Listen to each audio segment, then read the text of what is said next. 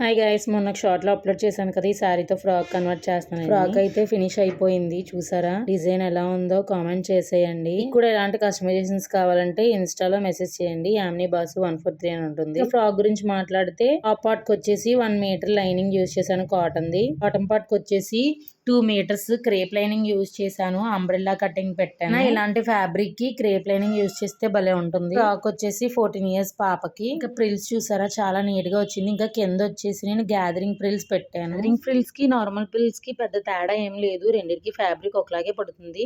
కానీ గ్యాదరింగ్ ప్రిల్స్ కొంచెం నీట్ గా కనిపిస్తాయి అనమాట. అందుకే గ్యాదరింగ్ చూస్ చేశాను. ఇంకా నెక్ విషయానికి వస్తే చూసారా ఇప్పుడు ఎంతో ట్రెండింగ్ లో ఉన్నది. ఇలా ఫ్రంట్ సైడ్ నాట్స్ వస్తాయి కదా నెక్ కి, అలా డిజైన్ చేయమని చెప్పారు కస్టమర్. ఇంకా బ్యాక్ సైడ్ హిప్ దగ్గర ఇలా తాళ్ళు పెట్టాను. లూజ్ అయినా సరే మనకి పెద్దగా కనిపించదు అందుకని చెప్పి.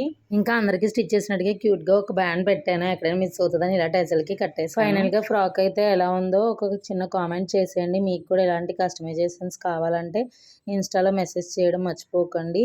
ఈ ఫ్రాక్ కి మీ సైడ్ అయితే ఇలా డిజైన్ చేసినందుకు ఎంత కాస్ట్ తీసుకుంటారో కామెంట్ చేసేయండి. ఇంకోటి చెప్పడం మర్చిపోయాను, సబ్స్క్రైబ్ చేసుకోవడం మర్చిపోకండి. Bye guys, wait for next video.